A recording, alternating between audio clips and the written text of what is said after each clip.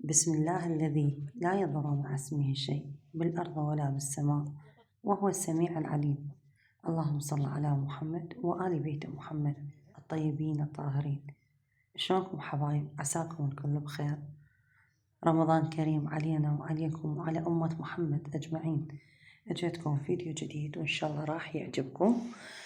طبعا حبيت أشارككم فطورنا اليوم سويت دولمة وسويت البيتزا وحبيت أصورها وياكم. مثل ما جاي تشوفون بنات، هنا عندي تمن بزمكي منقعته، بس ما منقعته هواي لأن تدرون يعني الدولمة ما تتنقع هواي على مود ما تعجن، فنقعته هيجي فترة قصيرة يعني تقريبا 10 دقايق. هنا ضفت بصل وثوم، أنا مسويتهم بالمحضرة. هنا عندي نص كيلو لحم وربع شحم وثارمتهم بهالحجم هذا حبايب. شوفوا، لأن ضروري تكون الدولمة تنثرم بالإيد، إلا البصل استعجلت عليه ثرمته بالمحضرة، وهم ما ثرمته زايد يعني بنات خليته خشن. هنا ضفت ملح، هاي عندي هنا كرفس وعندي شبنت، ثارمتهم على جهة منا شبنت ومنا كرفس، فما حبيت أكثر بالماء، هي كل هاي وصارت الماء كومة. هنا مثل ما شفتوا حبايب راح أضيف بعد باقي التوابل. هنا هاي عندي بهارات خاصة بالدولمة بس كلش طيبة ريحتها بنات، والله كلش طيبة. هنا أنا ضفت أنا بداية البهارات مشكلة، وأنا ضفت بهارات الدولمة، يعني أول بداية ضفت البهارات المشكلة بعدها الدولمة. هنا أنا هاي عندي هم بهاراتهم كلش طيبة، هم دائما استخدمها. هنا عندي هاي اللاكشمي، هاي 7 بهار يعني من أنواع الأبهار كلها، انتم شايفيها طبعا مستخدميها، بس هاي حارة. اكو لاكشمي استخدمها باردة، اكو لاكشمي لا حارة.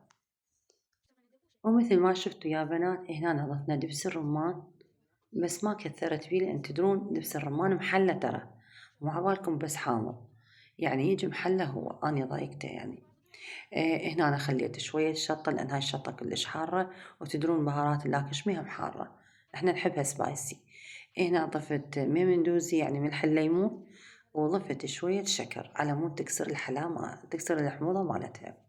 هنا ضفت قوطين من المعجون، وراح أضيفه بعد نص قوطية لأن أنا مسوية كمية كبيرة، قلت لكم مسوية كيلو إلا ربع تمن، ومسوية وياه يعني على الكيلو إلا ربع تمن عليه نص كيلو لحم وربع شحم، راح تطلع عندكم توب التوب هيك تضبطوها بنات. إذا تردون تكثرون لحم بعدها مكثروا عادي، والله مرات حتى كيلو أخلي عليه تطلع توب تجنن. هنا مثل ما شفتوا كملناها بنات، وحطيت العضود خليت عليها شوية زيت، راح أخلي عليها ملح الليمون حتى تطلع العضود ما حامضة. وإذا عندكم ضلوع عندكم عظام خلوها بالقدر عادي، فأنا ما عندي هذا ما متوفرات بس شرحة لحم، فما خليت عضود. مثل ما شفتوا خليت شوية بهارات الدولمة على مود شوية تطلع الريحة طيبة بالعضود من جوا. هنا راح ألف وياكم البصل، راح أحشي القدر كله بصل، وبعدها نبدأ بالسلق. طبعا أنا قلت لكم سويتها وياكم قبل رمضان، وحبيت يعني أصورها لكم قبل رمضان. شنو؟ لأن أنا وعدتكم أصور لكم كل فطوراتنا، فحبيت أشاركها وياكم وأكثر يا حبايب. طبعا هذا الفيديو مو تعليمي وإلا يعني أو نعطيكم فكرة تطلنا فكرة، يعني أنا مرات أشوفهم باليوتيوب إيش راح نسوي، والله خلينا نشوف شو نسوي، فأدخل على اليوتيوب ونشوف يعني شنو الأكلة اللي نشتهيها نسويها، فمجرد فكرة مو مجرد تعليم حبايب قلبي.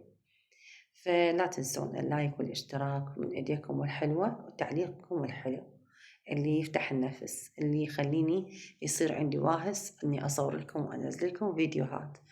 تمام يا حبايب؟ هنا أنا لفيت وياكم السلك.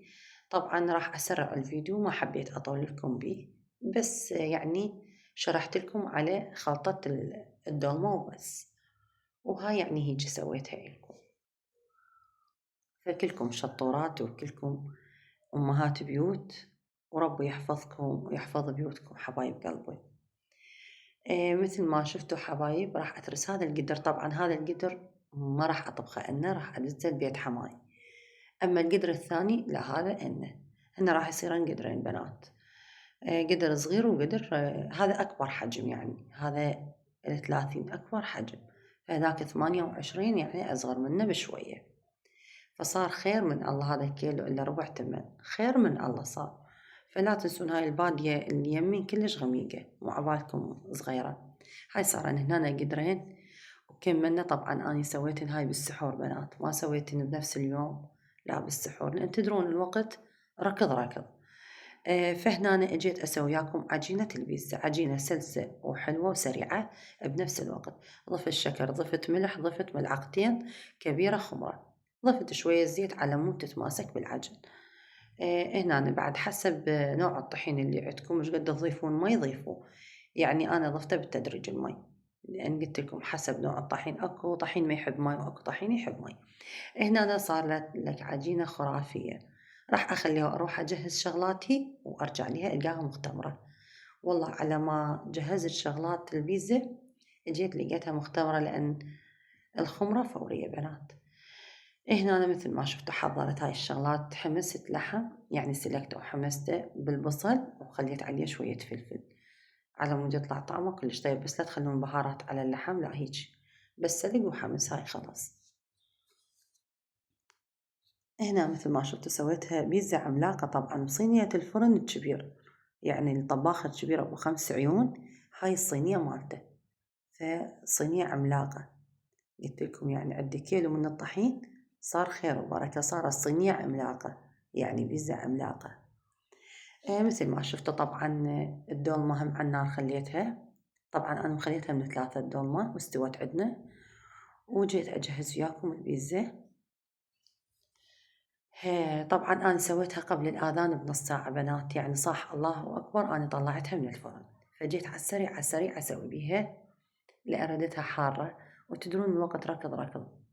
على ما سويت التمر، سويت الخضرة، سويت طبعا أنا يوميا أسوي تمر، ما أخلي يعني يبات، أسوي كمية قليلة على مو شنو، لأن إذا يبات أحسه يبس، فأريده تازة فريش. هنا طبعا بنتي جاي تصورني وما أدري مشغلة الإضاءة ما أدري شنو، صارت التصوير هيك خراب. لكن بعدين من شفتها لا وضحتها، لغيت التصوير وصورت من جديد. هنا وضحتها لكم. أنا ما أشغل إضاءة هواي، بس إضاءة المطبخ حتى كل شي يصير عندكم طبيعي. لهنا وصلنا حبايب قلبي، هذا فطورنا اليوم. سهمنا وسهمكم ألف ألف عافية. لا تنسون اللايك والاشتراك، تفعيل الجرس حتى يوصلكم كل شي جديد. وأقولكم شكرا شكرا من كل قلبي الكل مشترك جديد دخل قناتي، وكل واحد دز لي تعليق طيب مثل قلبه الطيب حبايب قلبي. طبعا أشكركم هواي هواي. فأهم شي اللايك بنات، أنا جاي أشوف متابعة لكن لايك ماكو، لأن تدرون اللايك هو اللي يرفع الفيديو. تحياتي لكم، أجيكم فيديو جديد مع ألف ألف سلامة. باي باي.